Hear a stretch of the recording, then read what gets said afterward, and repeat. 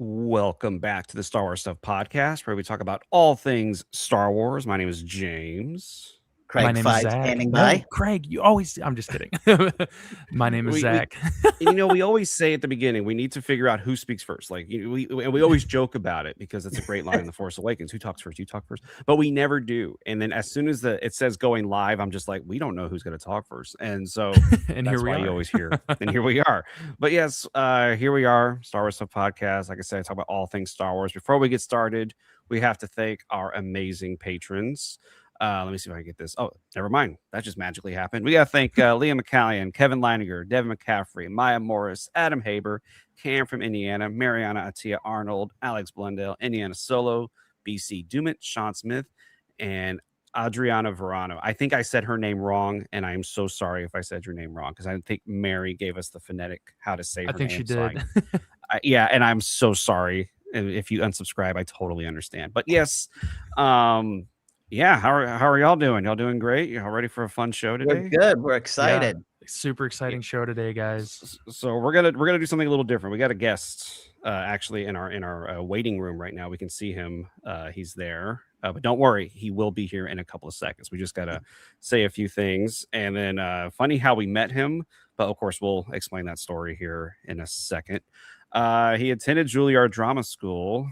He graduated from Juilliard in class of 2010. Got his start at 6 years old performing in operas and musicals around Sarasota Youth Opera. Got his start in TV in Chicago Fire. Also was in the show Russian Doll. He's also been in Tales of the City, the show You, and the 8th and final season of Arrow. But recently he has been in a show from a galaxy far, far away called The Acolyte. Ladies and gentlemen, Charlie Barnett. Hey. Woo. Hey. What- Woo. Oh my gosh, the build up. Well, It's yeah, I worth mean, it. come on. You're worth it, You're- man. You're, You yeah, got you're worth it, man. You've You're got an how amazing are you resume. today? I'm blushing now, Jesus.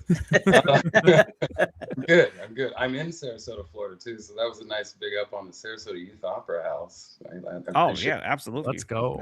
How did you Yeah. get your start there? If you don't just, I mean, I know we're gonna get into it like Yeah. really Oh, soon, well, but yeah, how did you jump into that one? That has nothing to do with Star Wars, so thus I will not discuss. Okay. My family is so we're in Florida. My dad's a boat builder, was a boat builder for a long time, for sailboats mostly, and some motorboats. But my sister and I started sailing when we were, I mean, I want to say like 4 or 5, like really, really young, in opties, and they're like tiny little boats for sailors. They're like tiny little sails, they're cute. And my sister was like a champion sailor. She was incredible. And can I cuss? Am I allowed to cuss? I mean, not too harshly. Yeah. Just PG cussing, yeah. Clarify from the beginning. My sister was freaking incredible. She was just like an unbelievable sailor, and I sucked. I was real bad. Literally at one point, I think my rudder got caught on a buoy, and like I was beating her for the first time probably in my life. And then she passed me, and I got so angry that I got out of the boat and swam ashore. And I said, I will never, ever sail again. Like the whole ride home, my mom and dad worked at the time, and they were like, well, you need to do something for summer camp. Like, you need to do something. And like after school and stuff, so I joined opera. It was like theater or sailing in our town. Like, Wow. Wow. a lot of like snowbirds move down here. So you sail, Yeah. or you go see theater, support the arts. Wow. That's awesome. Awesome. So the Awesome. opera house, one of the big ones, and yeah. And so you were like in elementary school at the time? I was probably 6. I was definitely, is that elementary school? I don't even know anymore. Jeez. Yep. That's like Yeah. kindergarten, first grade. Like, Zach, you just had a baby, right? You should know. Yeah. He's not quite 6, but he's getting there. It will sneak up on you. That's all I hear. I don't have For kids. real. That's what they say. Yeah, I was elementary. I was young. Yeah. I just watched a video of myself, a VHS of the first. What's that? Oh, Man, my God. I'm just kidding. You will not find it anywhere. Trust me. And I will refuse to ever put this out because it is deeply embarrassing. But it's like me at 6 years old in an opera called The African Jigsaw.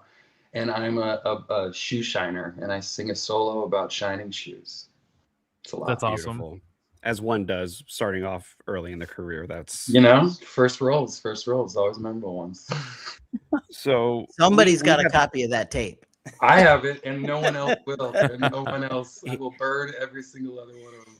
He's just like George Lucas in the holiday special. He's going to make sure nobody Ooh. sees that thing. So I'm going to let Zach take over here in a second because how y'all met, Charlie, is pretty funny. We met in San Antonio coming up, 2-3 weeks ago already? Time is flying by pretty quickly. Zach, take it away. Yeah, so I guess it kind of started off. This was the Saturday of the convention. So, it's the busiest day. There's a sea of people everywhere. And Craig came back from a photo op he had, and he had these really cool Lord of the Rings shirts. And Mary and myself were sitting at the booth, and Mary's like, where did you get those? I want to go see them. And I'm like, I'll just tag along. So we go and we walk up to this booth where the t-shirts were. Not to discredit the t-shirts, but someone specific distracted us as we were walking up to the booth. And Craig was like, hey, I think that's Charlie Barnett. I'm like, oh my gosh, it is. And Mary was like, oh my gosh, it is. And we saw you walking. I think you were wearing like a yellow shirt or like a bright tan or something like that. And you kept kind of walking, and Craig just kind of put his hands in his pocket, looked at us and smiled and kept following you. And we're like, don't bug him. Don't bug him. He's got stuff to do. And he just kept walking. And I'm like, darn it. So then I was doing exactly what you were doing. I was wandering, looking for t-shirts. It was lovely. I gotta say hi. You take those moments. You gotta shoot your shot. 100%. So Craig ended up following you, not to sound creepy, but we followed the same path, I guess, let's put it that way. And I went right behind Craig, and we kind of left Mary in the dust inherently. And she was looking at t-shirts, kind of looked up and like, oh, we're gone. And then all of a sudden, Craig catches up to Charlie, and there's another fan on the show floor, and we just started chatting, and we're like, oh my gosh, we're talking to Charlie Barnett in the middle of the show floor. And it was just an incredible, just easygoing conversation. We're thankful you stopped and talked to us, and it has to be said too. I mean, because this was my first con experience, and I didn't know that. I didn't know that there were like rules or like I don't know if there's like hierarchy or all that kind of BS. But I was like, I'm also a fan. I want to go buy stuff for my family. I'm gonna go walk around, and I didn't know that it was like this isn't normal. You don't just like get up from your table and go and like hang out with people then afterwards. And I thought, I was like, oh, this is it. This is part. I mean, some people do. It's good. I'm glad to hear that. I was like, I didn't see. Yeah. One of the funniest parts of the story is that Zach is like 6'6", and he was afraid to talk to you. That's true. I was. Like the most kind, generous one at all. I mean, you hear that, guys? Yeah. Take note. We had spent the night that we met David the night before. Like, was that the night? Wasn't that the night before? Am I crazy? Yeah. I can't remember.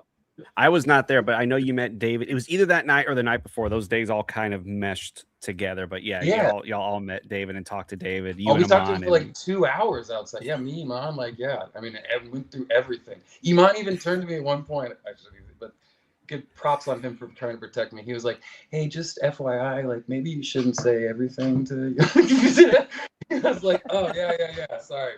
We're like talking to press. I got it. But it was great. You guys were so warm, welcoming, excited. I mean, Mary as well. Everybody. It was just such a great first experience, and especially coming off. Let's not hide away from the elephant in the room. The Acolyte had ups and downs, and the reception was up and down. Yeah. And getting to experience that, because I was so terrified for so long to go into it, to jump into that pool, even being a fan myself, but getting to feel the kind of love and appreciation and to talk out this, you know what I mean? Like actually have conversations with people who disagreed and like talk about it, not just sit behind, a screen and yell at people about it. Just it's like I love in those moments to be like, I disagree with you and I love you. And it's so much fun. And we can move forward. That's great that you're able to do that. It's like no matter what you do, some people are going to love it, some people are going to hate it. It doesn't matter what it is. You see the criticism with everything these days. And if anything, push it to make something better. You know what I mean? Like, and let me audition, please. Thank you. No, that's awesome. Yeah, we definitely appreciate you sharing that, Charlie, and we're just thrilled to have you on. This is I don't know how to. I'm kind of stumbling a little bit because I'm just so like, we're here, we're doing this, we're chatting with Charlie Barnett. Like, this is incredible. We're really, really thankful for this opportunity. But to kind of dive into a couple of the questions we got, we have all told our Star Wars story on the show between us hosts. I guess we kind of want to ask you, what is your first experience with Star Wars? What's your first Star Wars memory? What kind of, I guess, tell us about that point in your life, whatever you can remember at your earliest age. I feel like it's super. I think, like many people, it's super special to me. It's super nostalgic to me, but it's not very different from anyone else's. My father was an inlet, you know what I mean? Like, and I love that kind of generational trickle down of Star Wars. We're seeing it happen again. It's what makes it so everlasting and vibrant, and why there are so many different cooks in the kitchen. You know what I mean? Yeah. So many different opinions of what it needs to be and what it represents for each one of us. But that connection between, like, you know, you see it with your best friends in theaters or your family, or it's the human relation to who you go with or who it was that you were there with the first time you see it, especially in Star Wars, is important to me. And so my dad introduced it to me first. And when we went to see episode 1, I did not see the original trilogy first. I know, so sorry. But I saw episode 1 and I remember, you can shut me off because I'll talk for a while. you recognize this winner in San Antonio. Go right ahead. Okay. I remember watching it and, like, I liked it. It was fun. It was amazing. It was cool, but it was a movie. You know what I mean? It was like, I think Lord of the Rings was coming out next year after that or something, 2 years after that. So, and then, like, so there were a lot of it was the time of Blockbuster, you know what I mean? So there's a lot of things going on. I was like, yeah, it was a cool movie. But I left being like, why did they put Pinhead in Star Wars? Because I could not understand. I was like, Darth Maul must be Pinhead, and they took out the pins and he bled, and that's why.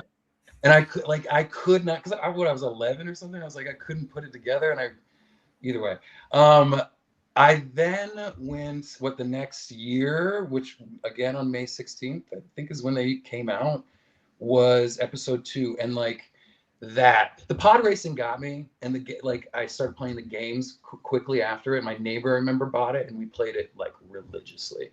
Yeah. But seeing Naboo and seeing, like, I think it was a little Natalie Portman in there too, but going the underwater world, like, I don't know why at the time I live in Florida, boating, maybe I was just, it wasn't the Jar Jar of it as much as like props, but the Naboo underwater world, like, hooked me hard. And from then, my dad brought me to the originals. We sat and watched it at home with my sister, of course. And then I kind of had like a break, I feel, from it, because I didn't go as deep as a lot of fans. And I had a neighbor that went really, really deep. But what brought me back in, I got married. My husband was, and like, I have to say this, he's not like a diehard fan. He very clearly wants me to always say he's not like, don't test him. But he enjoys it. He loved it. He grew up with it. And it would be the thing where it'd be like, whenever we didn't have a movie to watch, I'd be like, please, we cannot watch Star Wars again. Like, we can, and it would be like, it would be Lord of the Rings or Star Wars, just like freaking like nightly, yo.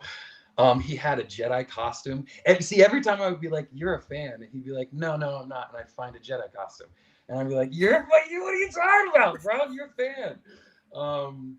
And from that, I started, it just, partnership. I started wanting to be interested in deeper, or at least have deeper conversations about the Force and like the science behind the shit.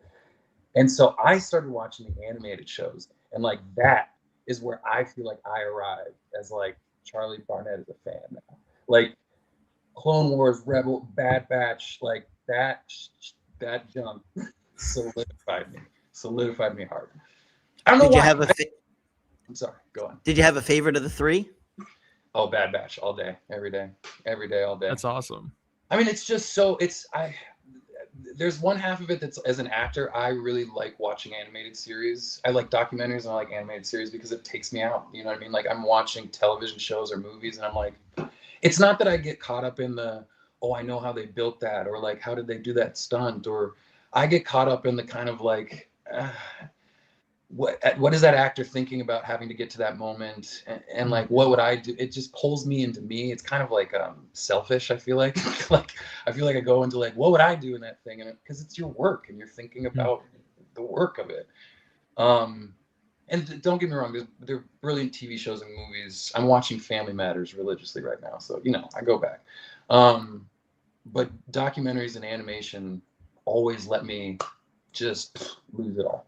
And so really connection between that and then seeing how they start off. I mean, each one of them starts off as like, yeah, we're going to pitch it to like a preteen base. We're going to make it so like younger kids can get into this. And then it flips and it gets so deep. I mean, Bad Batch, I was crying like every 2 episodes. There's beautiful things happening every. It was amazing. It's amazing. Sad to see it go. That's awesome. Yeah, that's incredible. The Bad Batch is one of my favorites too. The animated side of Star Wars is probably overall my favorite. I mean, I love it all, don't get me wrong, but I grew up with the Clone Wars. That was the first movie I saw in theaters, was the Clone Wars movie in 2008. And because I was too young to see the prequels, but it was, yeah, I relate a lot to what you're saying, Charlie, with all the animated stuff. So that's super cool. That really pumps me up. So it just gives you more of a reason to love you, in my opinion. So Season 7 of Clone Wars was just incredible, especially that Darth Maul arc on Mandalore. I mean, that was as good as like one of the movies for me. Yeah. Those 3 or 4 episodes. What is it, 4, right? Yeah. Yep. Yeah. And it leads right into Order 66. It's just incredible. Or in that moment, man. It's like my mouth was just like, and like that's the cool thing too. Everything that's coming between those. You know what I mean? Like we know where we're going to get. We know what's going to have to happen. We know moments in between, and it's just like still surprised. So cool. Yeah, it gets me every time. Still watching your buddies get killed. Left and right. Well, you knew Kiara Monday. Yeah. It's true. So, Craig, did you want to ask him some questions? Oh, yeah. No, we got a couple more for sure. Do what you got to do. Charlie, I'm sure it was an incredible moment when you realized you were first going to be in a Star Wars. Can you tell us about what that was like, and when you got the call, or where you're at, what you were doing, who you were able to tell, if anyone? Yeah. I was in LA. I remember I got a call from Leslie. Leslie and I had worked together on Russian Doll, and Leslie called me. This is like 2-3 years after, and she had started working on Star Wars like the day after we finished season 1 of Russian Doll. So it was like she'd been working on it 2 years up until she called me and was like, I have this role that I want you to do. And like Disney wants you to audition. I don't want you to audition. And I was like, Leslie, this is for Star Wars. Like, I'm okay with auditioning. I feel like but I was so thankful to her. I mean, she's one of my favorites. And I auditioned, and I remember just being like, I was in one of those moments as an actor. I'm sure a lot of people can understand this from any position, not just in this field, but I was in one of those pits. I was like, nothing's happening. I can't do this anymore. Nobody wants me. Like, the cycle. And I went to my manager's, who's one of my closest friends, Amelie Echeninis, her house at like 10 o'clock because I've been fighting it all day. And I was like, why me? They're going to cast some like, one of those boys from that hockey show. Or I mean, this is obviously before, but it's like they're not gonna pick me. Like it's not gonna happen. It's not gonna happen. But I did it. I get there. A dog starts barking in the background, so it's like the whole way through the audition is a dog barking, and I'm trying to be Yord. And like they also don't tell you. They send you scripts that are like nothing about what you're gonna be doing, so you have to try and figure out who you are from like nothing. And I sent it, and I was like, well, that's going nowhere. Like, let it go. And maybe a month later, I got a call from Leslie, and she's like, "Hey, are you ready to go to London?" And I was like, "What? What?" Wow. And I remember the most excited I was to tell was my husband. I mean, like, it just felt like something for us that was like gonna be so special, because it had been like this thing that I made was a joke about. I don't want to watch that movie again in bed, 50 times over. And now he's brought me into it, and now I'm a fan, deeper in my own right, that I get to like challenge him on stuff.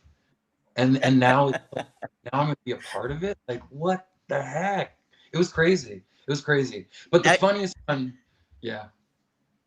I was just gonna say, you could say, "What? Listen, I'm a Jedi. You can't argue with me." Trust me, I for some of the fandom out there, I know that even being a Jedi, I know less than most of the people. happily.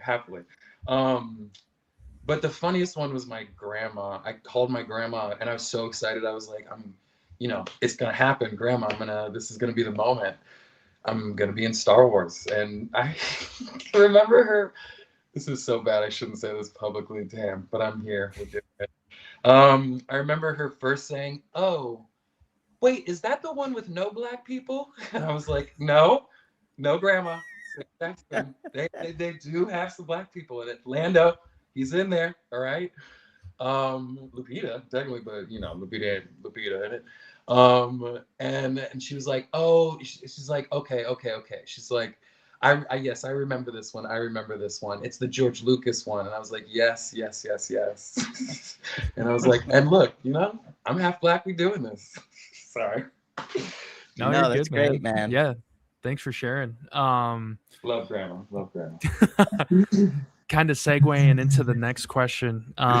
Is there anything you could tell us about your experience with putting on your Jedi robes, or what the design for the character looked like, or if you had any sway in changing things about Yord that were different from the concept art, or something you were like, could you put your own twist on the physical appearance of Yord, and did you have any impact on what he looked like on screen? Yeah, Jennifer was our designer. I should pull up her last name, but I'm blanking right now. Jennifer is unbelievable, and she was taking stuff from the High Republic books, really, to try and turn this into what visual world from the Disney, from outside of the canon, kind of like into the canon world. I think she did like an unbelievable job. And there's something about, I think I said it at the con when we were on the stage doing the interviews. There's something about putting on, obviously the lightsaber is incredibly powerful in your hands, but putting on the robe, putting on the belt, the hilt, the boots, like those.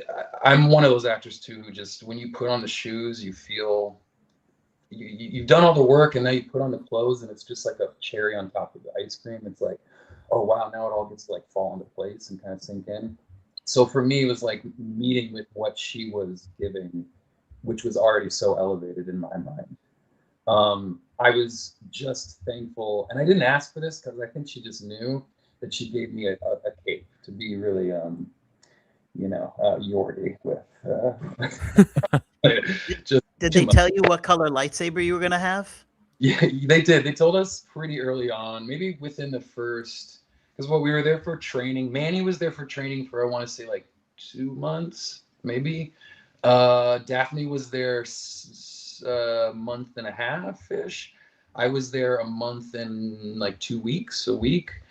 Amandala came, I think, when Daphne came too, or like maybe a little bit before that, because she had been doing training in New York before, and Amandala was doing like a lot. Obviously, she needed to.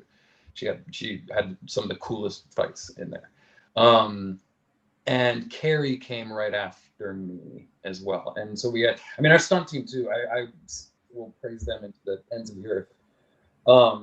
But from that, we had another 2 or 3 weeks before we learned what our lightsabers were,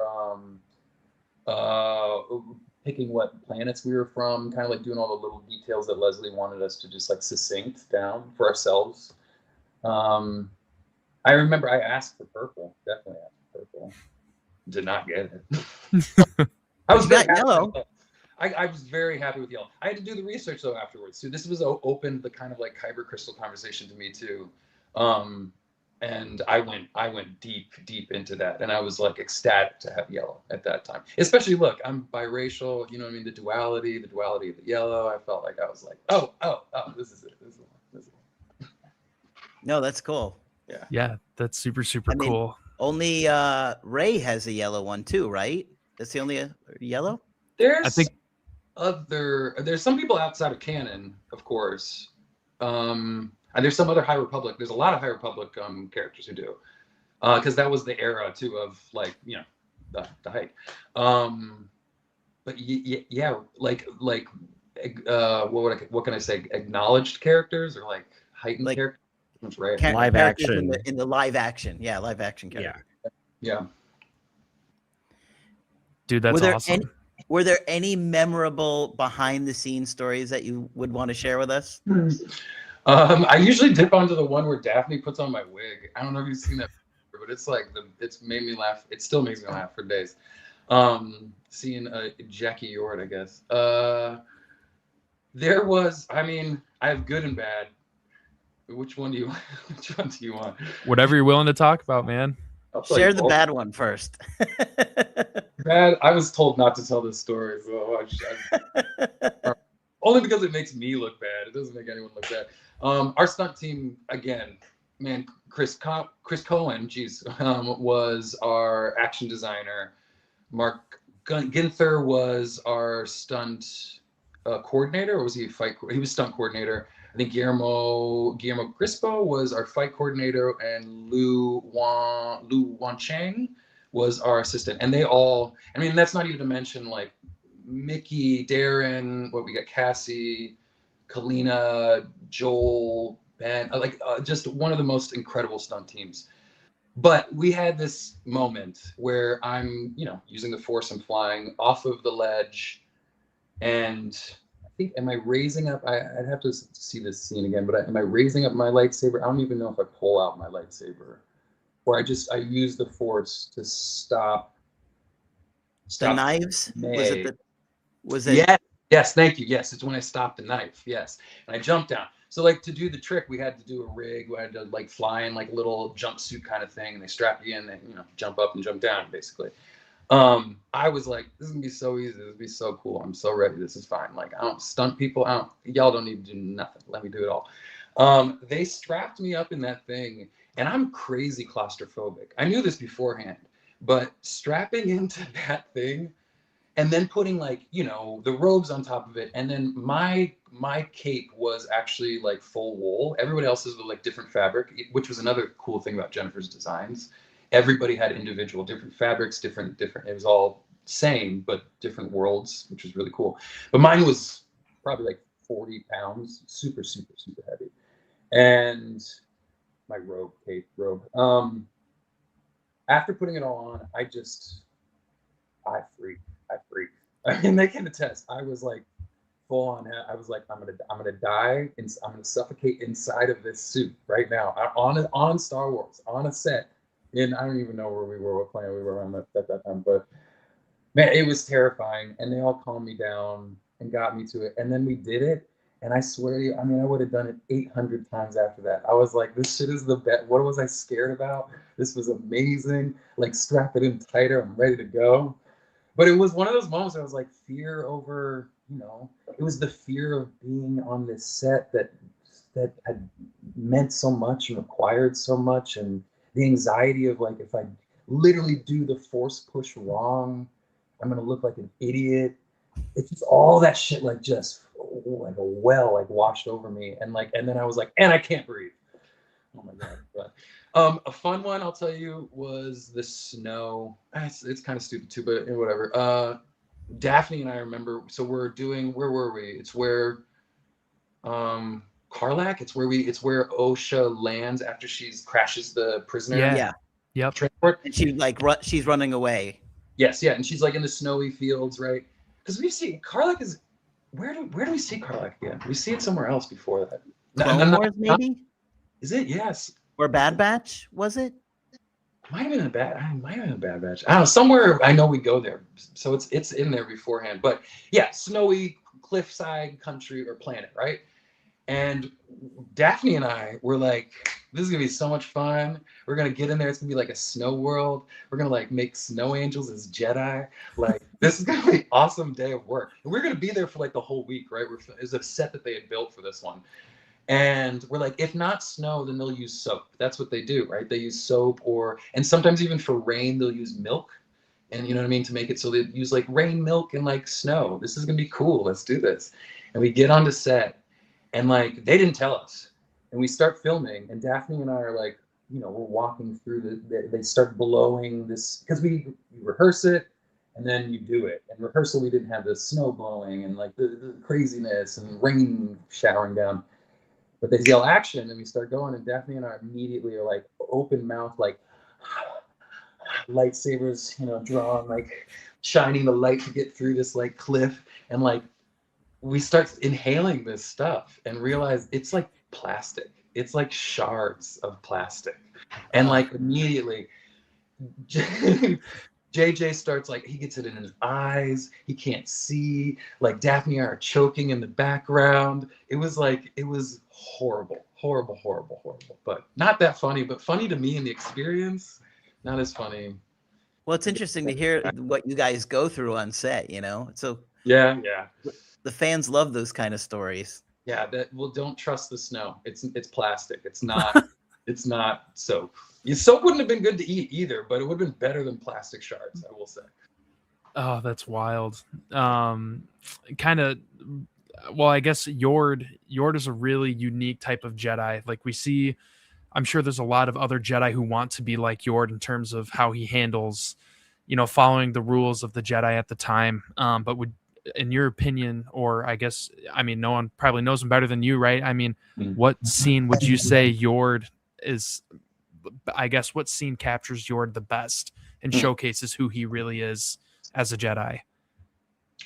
As a Jedi, definitely that first scene in speaking with Osha, in seeing her the first time again since the last time that he had seen her, and maintaining. For me, it's a reflection of him maintaining his positioning over his personal. You know what I mean? And which is obviously a deep seed to the Jedi in general. That represents him best as a Jedi. What represents him best as a person, though, is the moment that Soul gives Jackie's character authority over Yord. It's the moment before we see the stranger in his little lair, like right before the knife pull moment, even too. And I suggest that we should like bombard and just go raid him and pull him in, basically. And Soul's like, I don't know about that. And Jackie's character, I think on like the speaker, comes on and is like, we should do this. Yord's being an idiot, basically. Yeah. Like, the fuck? What the heck? What did you say? And that's definitely the moment that I'm like, that's like that's the child inside of Yord. Yeah. He's like, he can't understand. Like, I've been here and I've been in this position for so long. Her authority has no right over this decision right now. Soul, what's going on, dude? Yeah. This is not within the rights of the bounds of what we follow. Yeah.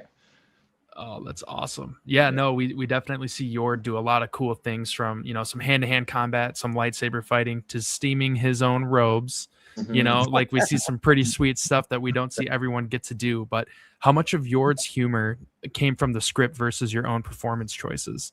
That's so hard. It's a blend, man. It's like, I truly believe every character you create you can't escape a part of yourself that's going to be breathing life into it. But I love getting as far away as I can. But Yord, I don't steam my clothes, but I'm pretty anal too. That bad word. I'm pretty strict on myself. I'm pretty strict in general. I keep a clean house, so there's a lot of relations between me and Yord in some respect. But I had a lot of fun as Charlie, kind of living outside of Yord. And because as an actor, I guess you get to make the decisions of where your character ends up, if anything, besides the writer and besides the director and obviously the people who are kind of creating the through line. But I kept trying to push Yord into positions that I knew he would be uncomfortable in, because I knew it would be funny. And it was a really hard line then also to not make fun of him. You know what I mean? Because that's, at the end of the day, I understand who he is and why it's so important to him, and I love and respect that. And I would never want to see him being made a fool of, but I enjoyed people making fun of him. You know what I mean? He gets Yeah. teased. He gets teased for Yeah. his quirks, Yes. but they still know that, you know, he's honorable and he follows a code and stuff like that. I mean, he's the guy in the room who cares too much. You know what I mean? It's you care. We all see that you care so dang much, and it's just like I remember my mom. I came home in like middle school crying one day. You know, kids making fun of me, and she's like, "Charlie, you just need to not care. Just show them that you don't care, and it gives you so much power." And I could not understand. I was like, "What? I don't care? What does that mean? What does that even mean?" And I'm like, "That's York. He does not understand what like." You have that's the most important part of life is caring. You have to show up and do the right things, and then if everyone has to do it, we all have to do this. And he sees so many people doing it their own ways, and he's like, I don't get, and how are they succeeding? I don't understand. You know, he's that guy. It's very interesting. Yeah. He was a very quirky character. Yeah. So in let the me best ask you way this. possible. I was gonna say, if you got to play any other character in Star Wars in any other film or show, who would you pick? Ooh, see, when you said questions, it was for only the Acolyte, so I was like, definitely the Stranger. But now, damn. I mean, Yoda's like that's if I could be anyone in life, I would be Yoda. Wow, that's really hard. Anakin. I mean, yeah, dude. I mean, like, it's just not young. Can I play like Hayden Christensen? Yeah. You pick. I just like I was gonna pick the Stranger because of the dichotomy. Like, he is that as an actor, you're playing two roles, and you're a good guy and a bad guy, and it's comedy and it's drama, and it's like you're doing everything. Anakin's arc is like that's a challenge, yo. That's like I want to rise to that. Like, it's hard to be the savior and also like the failure at the same time. It's like, oh, that's a role. That's some Hamlet shit. You know what I mean? Yeah. That the character's going through so much internally. Yeah. You know, he's this incredible hero, but at the same time, he's feeling this really strong pull. Yeah. Oh yeah. It's just it's the kind it's why, I mean, the storytelling of this whole arc of this whole series is what at the core for me, what's the most important, it's the most fun to go into. It's what all the discussions are about, right? It's like, well, no, this means this, and if this is this storyline, and then we get to this point, and this has to be this. It's like, I love all that kind of stuff. So yeah, I'm definitely drawn to the characters who are gonna live through the ups and downs. Yeah. Kymir's story was great too. That's what I'm saying. And it was so interesting because he plays this very kind of carefree, almost like a doofus like character. And then all of a sudden it's like he's this really vicious, cutthroat, dark lord. You're just like, whoa. You know what I love though? Like, because Manny is such a sweet guy in general. He's such a kind, generous soul. And those parts, even as the dark side of it, like it was twisted in such a different, like he was still, you could still see his I don't want to say meekness, but you could still see his like softness even as the Stranger. You know what I'm saying? Like I just love the blends of, like, I saw parts of the bad in Chimera, I saw parts of the good in the Stranger, and like I thought he did a really, really good job with playing into all those worlds. I mean, Manny had a mountain on top of his shoulders, and he rose to it. The fights alone, I'll be like, you can't come from Manny. You can't come from Manny. You know what I think about with the Stranger / Chimere's character? It's like, as far as him as like, if he was a person, a real living person, what would he be like all the time? What would be his personality be like normally? Is he more like a Stranger? Yeah. Is he not as Chimera? Yeah, right. Which one is he normally if he's just, you know, living his life? Which is his most authentic personality traits? I don't know, but that makes me think of, you need to create a spin-off show of just like, I want to see Palpatine take a shower. Like, well, that's weird. I was like, Palpatine make a ham sandwich? Like, I want to see, like, what is Darth Maul doing for bedtime routines? You know what I'm saying? Yeah. Like, and we'll call them that. We'll say this is Palpatine taking a shower, Palpatine making a sandwich, and it's just a 5 minute. This is going to be the new video of What him If doing that. spinoff that they've been talking about. What if Everyone's gonna be so confused? What if villains live the life you live? Yes. Isn't that just? It's so interesting to me. Like thinking, like, what would Chimera be like? Just going shopping at the market. Is he angry? Does he want to strangle everybody? I don't know. I that is a Manny question for sure, but I would love to know more about it. I'm sure I can tell you that boy goes deep on his homework, and I bet you he has an idea. I bet you. Yes. Oh, that's awesome. Yeah. Goodness, that man, just hearing these stories, I'm sure like our listeners are loving it too. We're loving it in the moment here, but it's like we could sit and listen to this all day, dude. No, dude, that's why you're here, man. We're here to listen to you ramble, as much as it, I guess, as weird as that might sound, but I would love to have seen, because we're talking about Chimera and the Stranger, what was going to happen with Plagueis. Oh, jeez. This is like the most dangerous question I feel like I can answer. What do you think? What do I think would happen? I don't know. At first, I thought that Chimera had trained with Plagueis. Yeah. Mm-hmm. There's things that I know. Look, we're not having the season 2, so it's like this. The sad part of it is like, I don't know that those questions will ever be answered. And there's like, there were definitely things that floated around that I would love to tell you in a private position. I certainly don't want to say it in public, because I don't want to get Leslie. I don't want to get anybody shredded for thoughts. You know what I'm saying? Yeah. I had my own questions, because the other half of it is that Daphne and I die, right? And spoiler alert, sorry, anybody. By the way, that death was crazy. Both of them. Yeah. Yeah. Can we talk about that for a second? But we'll go back. Daphne and I die, and we were not given any more scripts. Like I had to sneak, and I like cornered Leslie one day to be like, what is, because I was convinced, I can tell you this, I was convinced, I was like, you're not gonna make the Stranger Plagueis, right? Like, are we doing that? Like, is his face gonna, like, that's a totally different species. Like, how are we gonna make that work? And I was confirmed that was not happening. And even saying that, I'm like, oh God, I should let this thing out.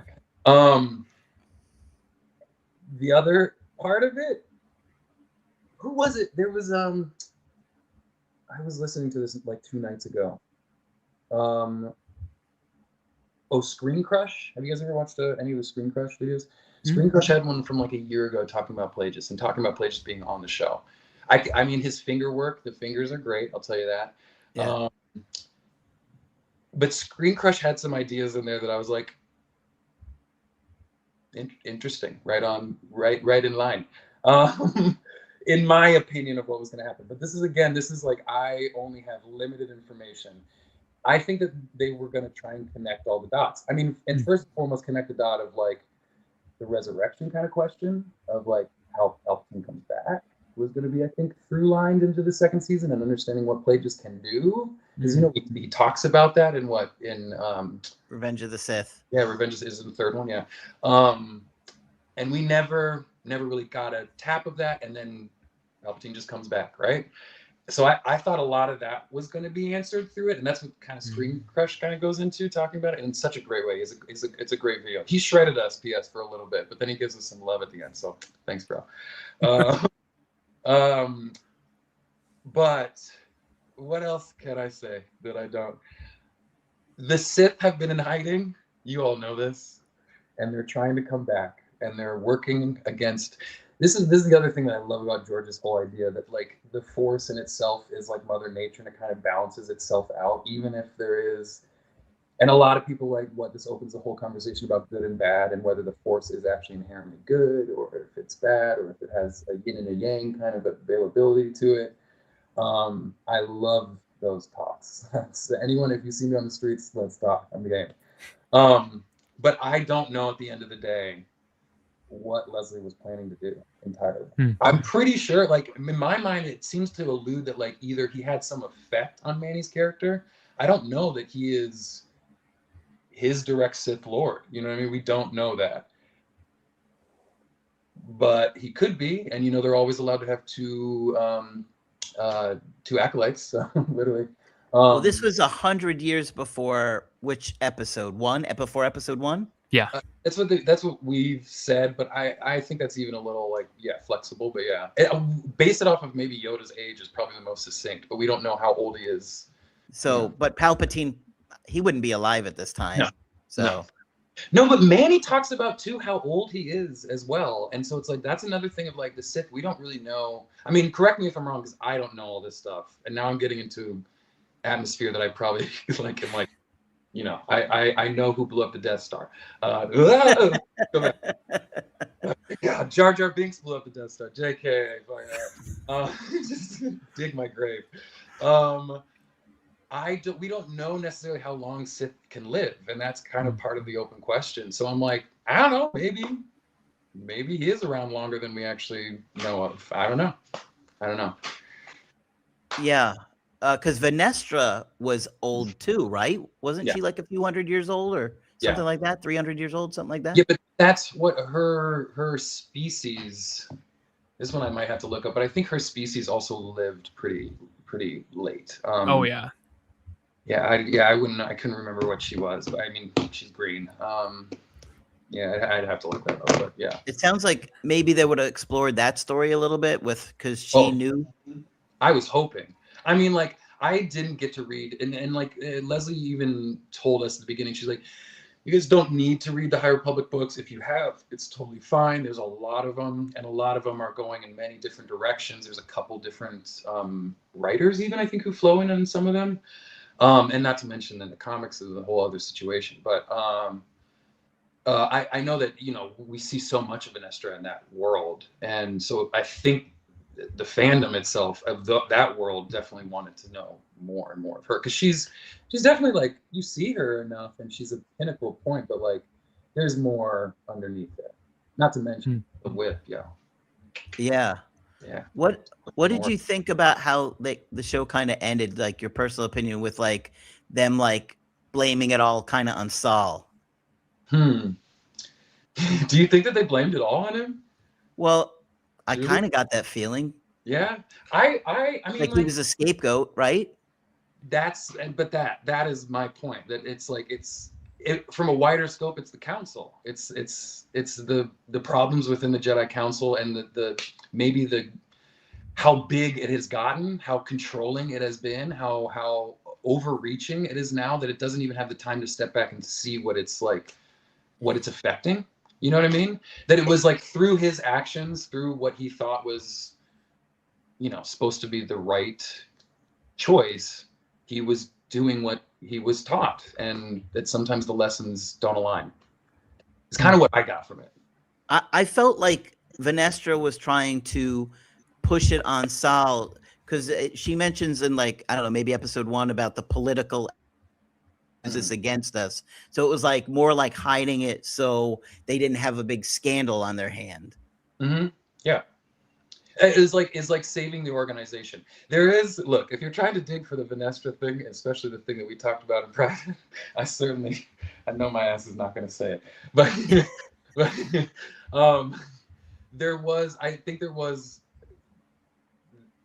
I mean, like in a political sense, I think she was trying to save the party. You know what I'm saying? Rather than trying to save the person or the situation, which would have been the twins, right at the end of the day. But it like opens up the wider conversation of, look, the Jedi, no matter what, doing good by whatever means that they think are good, they're still technically abducting children from families and taking them to train them. You know, there's like a lot of things that within the organization that are like, if you look at it on page, like front page, what am I trying to say? On in front of you, in front page, in front of your face, then you'll be like, that's not great. No, I'm a therapist too, and so I find that very interesting because when you know, a lot of times when people are, you know, removed from their families at a young age, it causes a lot of trauma. Look, so, in deeper depth, I was adopted and I was 4 hours old when I was adopted. So very similar to a Jedi. I'm kidding. Jokes. But you know, that it would be like you kind of reflect on and think like what it might be like. Yeah, and I can tell you, I think all of us as people have, you know, I don't mean this to diminish it, but quote unquote traumas, like literal fill in the blank of what your experience is from a young age, from growth, from anything. And I'm not sure how much. I have an incredible family. I'm now connected with my birth family through most of them. And trying to figure out those relationships as well. But like, you know, my adoptive parents who were in the other room are my parents, and yeah. But I cannot emphasize enough. I still have trauma from being adopted, and I don't even know where to begin, where it is. You know what I'm saying? And I only bring that in reflection of this, you know, this made up story, but it's why we all relate to it. When I heard that about, I was like, oh my gosh, Jedi are adopted. And I was like, yeah. Oh wow, deep. I remember my wife, that was one of the first things she said. She goes, they're the Jedi are kind of, and the Acolyte really showed it. She said she first noticed it in the Ahsoka series whenever we see a young Ahsoka stand up and you just go, oh my gosh, she was a child. And the Jedi were like, you're a commander in the war now. And she's like, not even, you know, she's like, what, 13, 14, leading a battalion. And she goes, they're children. And then we watched the Acolyte and she was like, the Jedi are not that cool. And then you go, well, yeah. And then you start thinking about it. You go, oh, and then at the end of Revenge of the Sith, you go, oh, this was ultimately all leading to the downfall of the Jedi. And then, of course, we have the New Hope, which is Luke.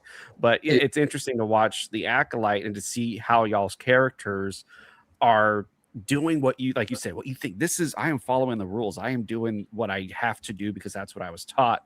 But then us as the viewers are like, oh, okay, that was the beginning of the end for what we knew as the Jedi at that point.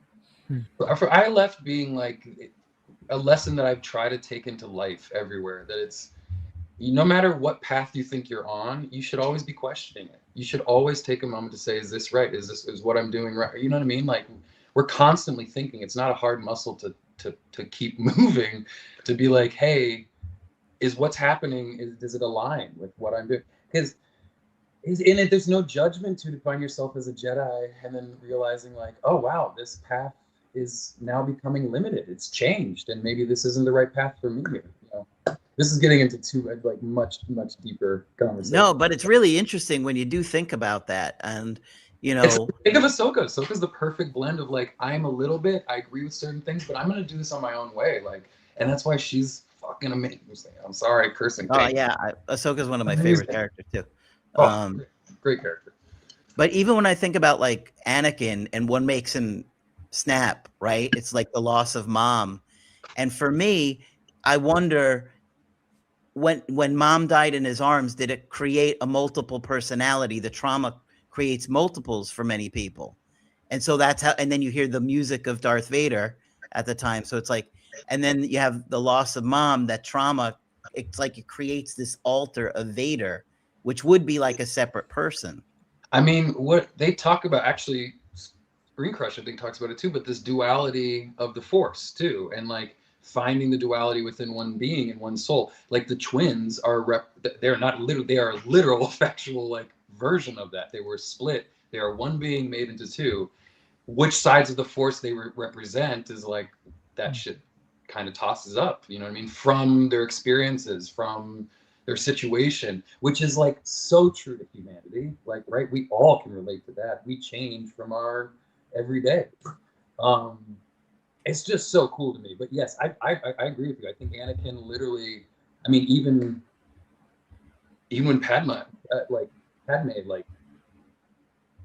he breaks from so many, there's so many breaks that come, but it exposes these two parts of himself that kind of become, it doesn't die. Obviously, we see him return, know, before he does die, for that little blink of a minute. But, and it's almost great because then you see the reflection of it with Rey and Kylo Ren, right?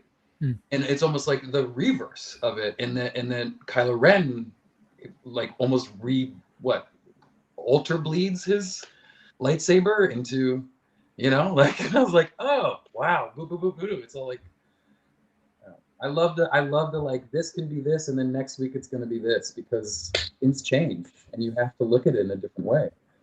You know, in people in the same sense. Yeah, the complexities of it, and the like the power that they get drawn into, like the light side or the dark side, really makes it interesting for those characters. You know, I think that's part of the reason Anakin's so interesting. I mean, how many times have you found yourself feeling like you are following the light in your own life? I know I'm doing the right thing, and you end up getting to the end of whatever it is and be like, oh, that was wrong. That I made a mistake there. That was wrong, and I need to make amends. It's like, I mean, I know I've done that. I mean, we're all human, but I think that is the same path. Like, it's you think that you're doing the light, and you're actually, or you think you're doing the wrong, and you're actually like maybe helping. I don't know. Well, that's an interesting. It's like when you think about like even like the characters like Palpatine, from their twisted perspective, what they're doing is right, which is crazy to think. But that's what he thinks. He thinks it will be a better service for humanity in this situation. Like, it's almost like, screw all the BS and the mirrors. Like, this is all pain, and so like, let's live in pain is kind of what I feel like he's trying to create. And I don't live like that. I can tell you that. I would rather live on the side, but thanks, Tom. Yeah. Well, and we hear... And greed, you know what I mean? He also wants to be the ruler of the entire... Oh, yeah. Well, and it's, you know, hopefully someday we can hear a little bit more about Manny's character and his influence on, I guess, the future of the Sith from that point on, because he's talking to Soul, like, after the big, you know, like when there's the big action scene in episode 5 and everyone's fighting and they kind of get a break and chat, like, not chat, they're having banter with each other. And Kymir's like, I don't want to have to answer to the Jedi. I want to use my power however I want without being forced to do it one way or another. Which is a little bit of a different perspective from what Palpatine does, because Palpatine wanted to just be in control, but it sounds like Manny, you know, Kymir, the stranger, like Manny's character, wanted to just truly live in that reality and not have any repercussions and just kind of do what he wanted to do. So it's... Someone had brought up to the idea that Kymir's character becomes the Knights of Ren, like yes, the head of basically what Kylo Ren's like kind of through line. And I was like, honestly, that would make sense. That had never been mentioned to me. I don't want to say like, no, like Leslie, nobody mentioned that to me, but I think Leslie did say that publicly. Oh, right? Really? Oh, okay. If I'm not mistaken, I think she did say that. Yeah, that's how I kind of always thought about it. That I was like, he wouldn't necessarily. I didn't see him ever ending up entirely Sith either. I thought, sure. And that's the cool, like the Witches of Brendock, and like, you know, all these other kind of like offshoots that are. That was the other cool thing about the animated series. For the first time, I was like, oh, I realized that anybody else can tap into the Force. I didn't really even notice that or acknowledge that or catch it maybe in depth until I started watching the animated series. And I was like, see, that's cool. I thought this was just like the Jedi have it in their pocket kind of thing. But I'm like, I get that, yes. And I know that they mention it a million times, that like anyone can tap into the Force. Obi says it a million times, but I'm like, yeah, but I just keep seeing Jedi do it. So now I'm, oh, wow, other people? I'm like, wow. Even maybe a Lothcat can get it. Why not? Show the Force? Yeah. I have a quick question, Charlie. Kind of a broad Star Wars question. What is your favorite Star Wars movie out of all of them? Even the stories, all of them. What's your favorite Star Wars movie? I kind of hate this question. Because it's like individually for each one, there's like something that's special. And you know what I mean? Like each one of them has a moment.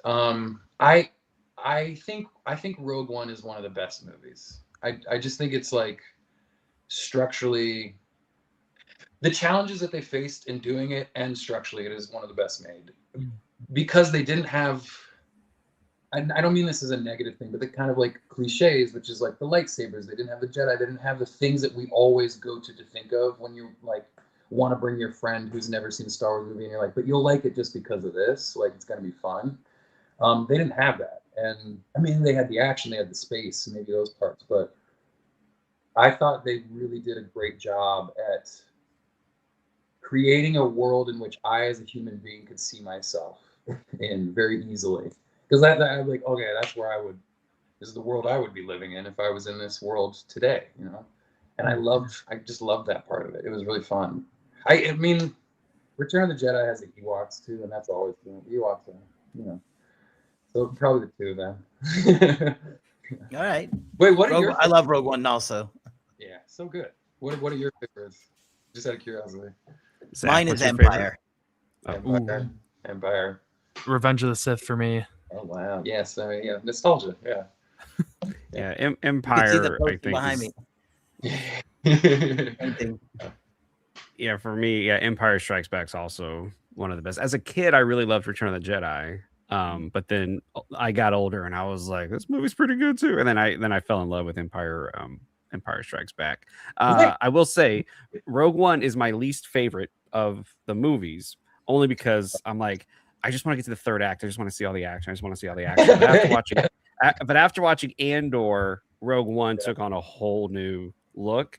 And now when I watch Rogue One, I have a lot more respect for that movie, and it's fun. It's a fun movie. Yeah. Full admittance, I think I fell in love with Rogue One more as I watched Andor. So you might be right. Yeah. I might have made that decision after seeing it, but yeah. That's awesome. Somebody in our chat over here, you can't see it, but somebody just said Empire is a cliche answer, which I would admit, Empire Strikes Back. You ask anybody, what's your favorite? Empire is like, of course it is. But I will say, like Rogue One and Revenge of the Sith are also becoming cliche answers. I'm sorry, I didn't mean to cut you off, Charlie. The funny thing too is like I have felt that too. That like I mean I kind of started in the animated world, right? But or my love was invested in the animated world, but as I've grown older too, looking back or watching different movies, they're all on AMC. Like so funnily, the last 3 nights they've been playing back to back on AMC. So I was watching them before getting into this. But just rewatching them at different ages and seeing it also changes too. Like, yeah, Return of the Jedi just popped up to my mind because I just watched it and I was like, I can't, like, come on, Ewoks. Well, the thing is that each of those movies have like such a great. There's like one scene in there that you're just like, wow, you know what I mean? So yeah, it's hard. It's hard not to take it.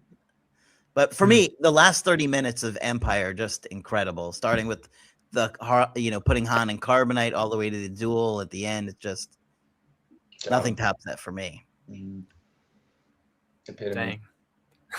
When sometimes shock factor gets people, like in Rogue One, almost everybody dies, right? And a lot of similar things happen in the Acolyte. Almost everybody dies, and there's all this like the shock factor. Like as a viewer, like I remember when Jekki died, like that, like seeing a bunch of the other Jedi die was crazy, but like I didn't expect Jekki to die. I didn't expect Soul to die. I didn't expect Yord to die. Like in the way that it happened, it was like, oh my gosh, like they're really, they're not pulling any punches. Like nobody's safe. Obviously we know, I think Venestra was some of the only connective tissue to like the previous High Republic stuff, but she is much older than what we'd seen her in before. And obviously we see Yoda pop up here and there, and then he pops up at the end of the Acolyte, but we really just didn't know. And it's that shock factor really draws people in, and it's incredible how it can be pulled off in so many different ways and just keep the viewer sitting there kind of scratching their heads like what's going to happen next. We have no idea. So I'm glad they weren't afraid to go. I mean, I think I definitely credit Leslie to that, because you could have done it in some like kind of offshoot way where, I mean, we know what was going to happen. We know that this is the fall of the Jedi. You know what I mean? We know that this is like entering an era in which they are not at their peak. So how does that happen other than death and destruction? Like it's sad to say, but I'm glad. I mean, maybe we have to give like Game of Thrones. What is it? Lord of the Rings. Game of Thrones a little bit of cred because they started off the like just kill everybody. Oh. Shoot, my camera just disappeared. Are you guys still there? Yeah, we can hear you. We can hear you. We can't see you though. Uh-oh. Oh, hey. Oh, there you are. There you are. Oh. It says it once. Edit allowed. It's allowed. Yes, done. Okay. I was gonna say the violence that took place during that episode made my mouth literally drop because I wasn't expecting it. And like you said, they could have done it a different way, and they could have done it how some Star Wars projects have done in the past. But your death and of course Jackie's death, it was just like, oh my gosh. And then in the back of my mind, I'm like, that was really good that they did it that way. To, like you said, to show you this is how it's gonna start to fall, and how better to do it than graphic, kind of grotesque, shocking deaths. Shocking. Yeah. I told you I was definitely disappointed at first, because I was like, man, I'm Yord. I'm supposed to be this fighter. I'm this amazing soldier. Like, put me in there, coach. Let me do it. And like, I run back to go and try it. I hear Jackie crying, and I'm like, Jackie, I will get you. I will get you. And then I just like leap over the ferns, and then dead, quick and out. And the part of me, like, as an actor though, on the outside, I was like, that actually is spot on how Yord should die. He should be coming there with the biggest gusto, and then just one fell swoop. And it just shows how powerful the stranger is. It shows how minuscule this whole the council is at this point on their kind of like frivolousness. I'm not seeing the roots that are violently encroaching into their castle. It's like it was just awesome. From watching it as outside Charlie, I was like, okay, that was cool. When they told me how I was gonna die, I was furious. You kidding me? I just did 3 months of this training. All right, fine. Let's do it. Crack my neck. So the training that you did, it played out differently than how you thought it was going to be in the episode? Well, no, I got to do a lot of it. It's the way that it was shot. If anything, we do so much of it in the background, because that giant fight before you see us dying, that whole episode is basically just a battle. And we planned out a very large fight, but the camera was moving around the trees. It's almost like the root system that you're seeing. You just see the lightsaber swinging and hitting and hitting and hitting. That is like a pretty epic, huge fight that I learned. But, at the camera, you only see like snip, peace, yeah. Yeah, it was kind of at a distance when I think the stranger's fighting like 3 or 4 Jedis at one time, right? All of us. It's me. Who else was in that? I think Darren was in that. Joel, there's like 5 or 6. Katie might have been in there, because Katie, what alien was Katie? I remember she was like fully masked. These are the stunt people. Again, our stunt team, unbelievable, and give them props all day. But yeah, it was like 4 or 5 of us on Manny, and then at the end, it's like me and him in that little moment, and then he pushes me off and slices my calf and runs off to go try and chase her down. Yeah. Yeah, but that whole fight was really big. But like the thing was with the training, I think I was saying this earlier, or when we were in San Antonio, they give us, we had force training, which was incredible. Every day for about like 30 to 40 minutes. Not every day, maybe like every 2 or 3 days. And then the training itself with the lightsabers, we start with wooden dowels, and then we move up, and we have pipes, and then the lit up pipes. And they teach us a series of, almost like, look, I joined the Jackie Temple, at least in San Antonio when we were there. Let's go. They trained, honestly, very similar to how they trained us in the very beginning. They start with points. You hit points and showing how to hit at each one. You learn kind of like a grid of how to hit, or points to hit access points. And then you try different moves into getting to them and try and get some more, fluorescent with your twirls, and then can go kind of, it's almost like you have a grid, and they can just play anything off, go to point A and try it with an undercut, and so you start to learn the language so that you're able to just kind of fill in the blanks. But cool. It's never like, we weren't just like free form fighting back there. It was all very planned, very organized, and we probably learned 5 or 6 different fights, because they'd have to change every other week because the tree got bigger, or the camera has to shoot from out here, or all the orange stuff, the dust that was floating off in the air because the explosion in the beginning, or the end of the episode and the beginning of the next episode. Yeah. Was like the end of 4 and then the beginning of 5, right? Yeah. The orange stuff that they explodes off the flowers, basically. Yeah. So cool. It was cool, but it was like one of those things that like props and greenery was having such a difficulty, because, obviously we're fighting with lightsabers around there, and they had to redress then all the orange, all the little pieces that, So it was like, it was a readjusting fight as we were doing it, but a really cool. Awesome. Now Daphne's fight was like, too. That one. Oh yeah. why can't Yord see? Why is Jackie getting everything that Yord has earned? What is that? I remember seeing the look on Daphne's face. So like she has Kalnaka's lightsaber, right, and hers gets shortened, or hers gets turned off from the metal in the helmet and his wrist guard, and she uses Kalnaka's to defend herself, and then she's able to turn hers back on, and she just kind of goes, eh. And then like she just, we see a little bit of that inner, she played Laura in Logan, right? Like that inner, like just like that just came right out, and she just went right at Manny, and it was sweet. Her character and Ahsoka, I feel like, are like lineage. I know that they're different beings entirely, but like their spirits aligned and being kind of like push the button Jedi. I could see that. Yeah, that's cool, man. I was like, I see the two. Like honestly, if there was a spinoff of just like the two of them and me having to go on missions and like them just enraging me all the time, but then that like succeeding the entire time. You know what I mean? That's awesome. Funny. Charlie, if you don't mind, real quick, we got a couple questions from some of our listeners that we think would be awesome to ask you here a quick moment. So we have Death Star, just to clarify. No, it's all good, man. We've got Stevie Z13. He asked a question. Do you think Yord would have been a great Jedi in the Galactic Republic era with Anakin, Mace Windu, and Obi-Wan? Wow. That's a hard one for me. Yord is not as malleable as some of those great Jedi. I don't know, we can include Anakin in it.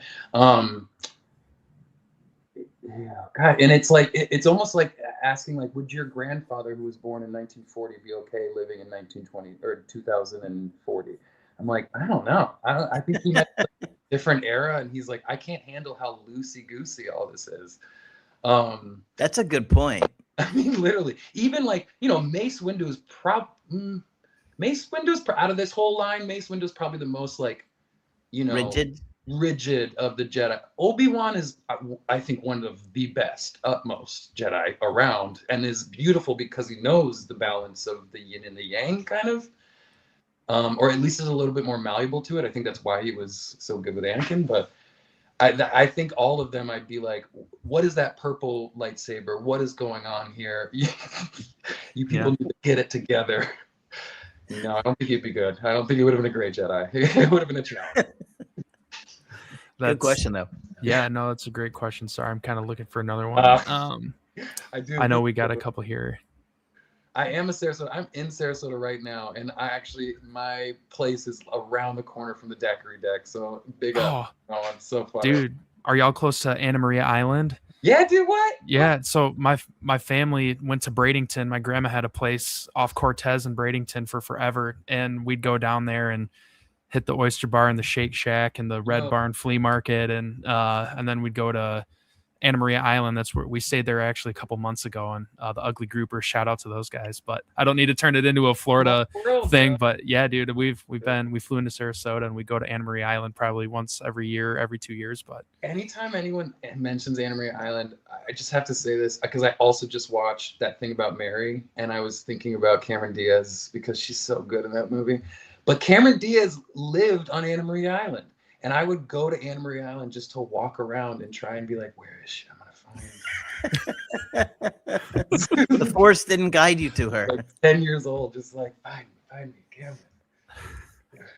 Yes, no, didn't work. So our next question here from Zipporah Zaku. Sorry, my screen's a little bit blurry. James, would you mind reading it? It's kind of small font on mine.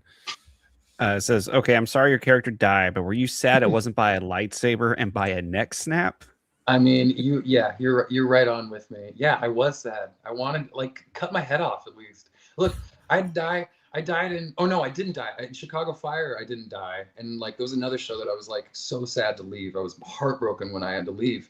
And I was pleading with them. They sent my character to go work in a restaurant with my family. And I was like, what? Let me throw a baby out the window and burn, or let me fall off a cliff trying to save a lady or something.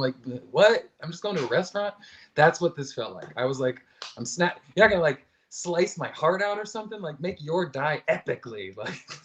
No. It was shocking though. It was shocking. It was shocking.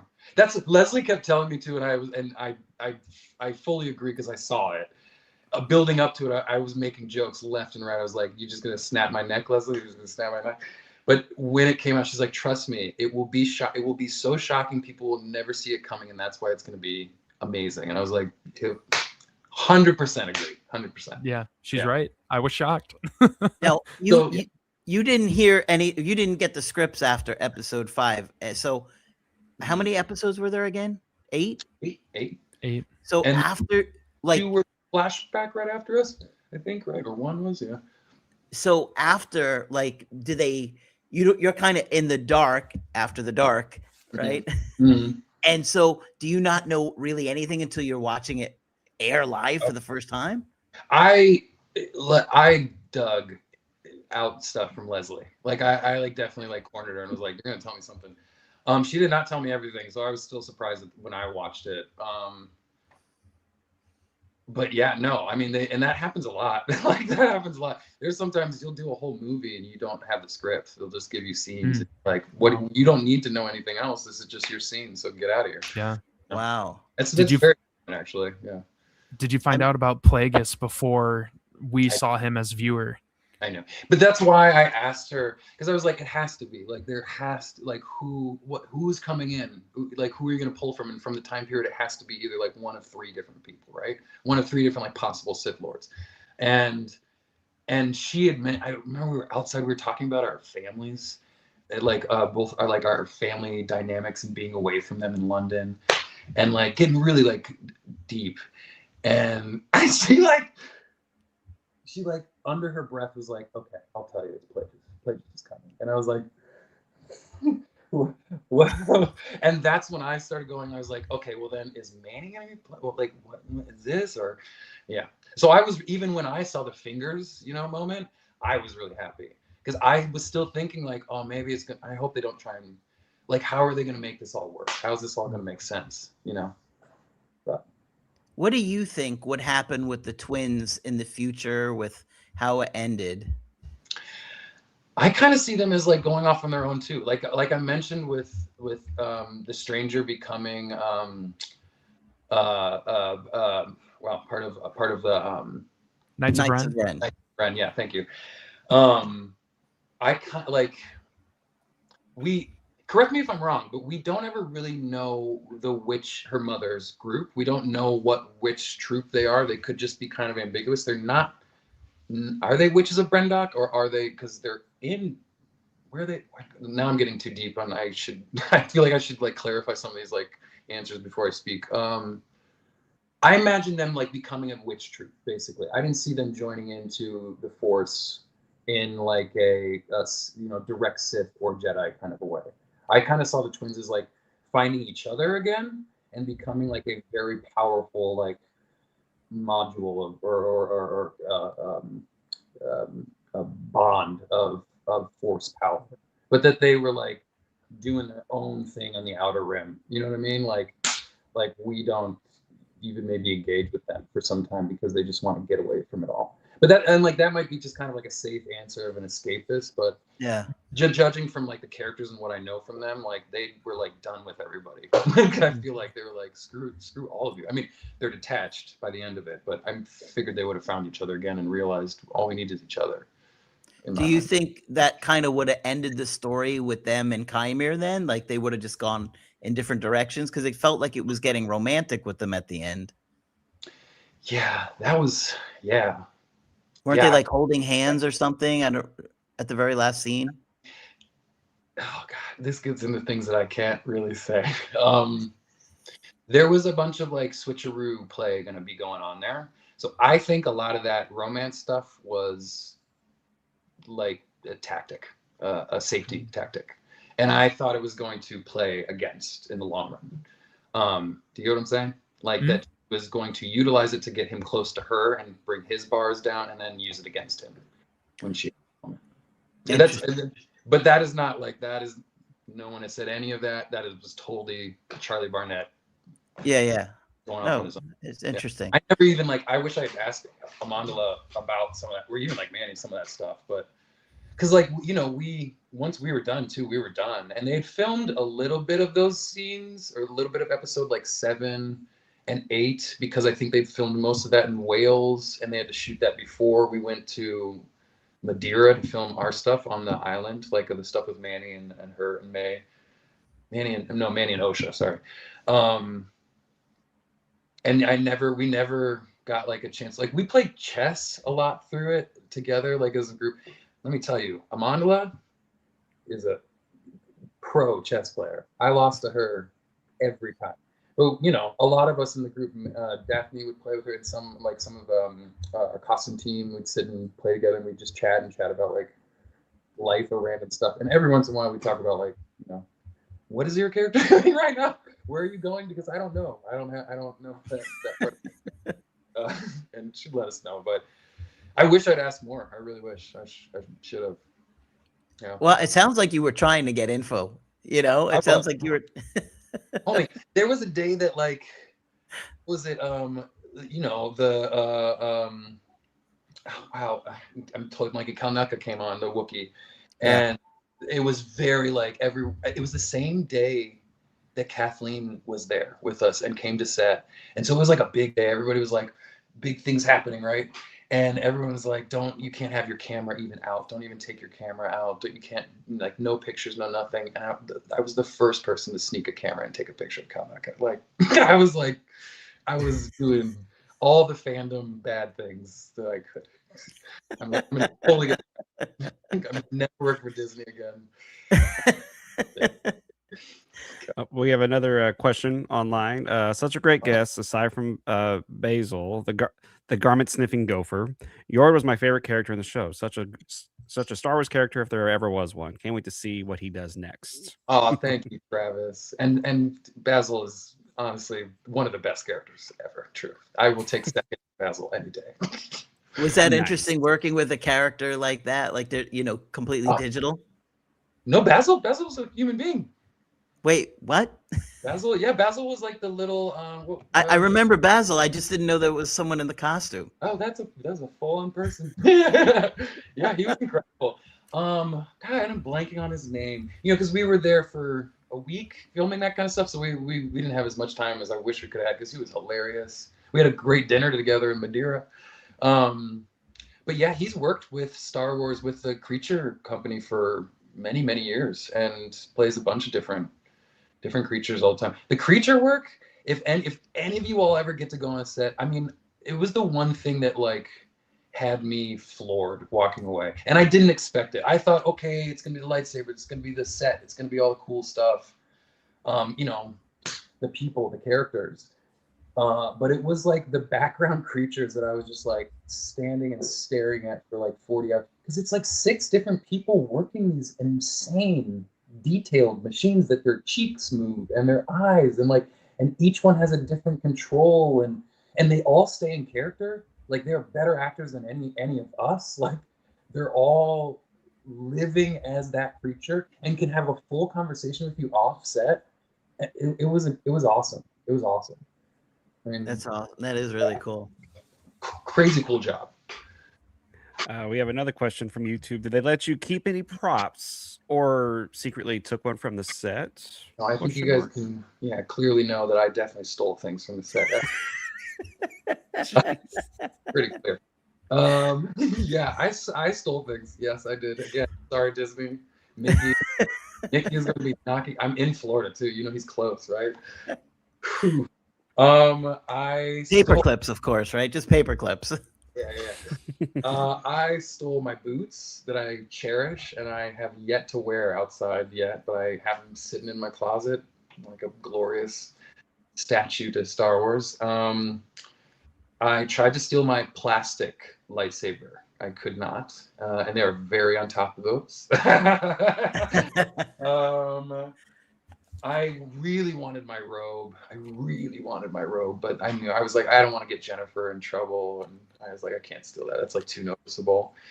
I always steal some like some boxers or some socks. Every set I work on. So damn bad. I swear I do pay for things too. I do. I really do. But who wouldn't want to take something from the set? Anybody would want to. Like they gotta let the actors have something from that role. I wish I had gotten like, some Wookiee fur. It's yak fur. I didn't know that. I learned that when we were talking. Or just, something like a stone or something like a rock or something. But I didn't do that. I didn't do that at all. Daphne fell on a couple of mushrooms. Like there would be a couple times, she's a tiny one. She's an itty bitty. And so like that big scene when we're all like standing, and I think we had just gone to Kalnucka's like hidden fort and realized he's dead or not there. I can't remember at the point that he's either dead then. I think they find him dead, right? In the Yeah, chair. right. We find him dead. Yeah, because OSHA comes first. Maybe May finds him dead. Yeah.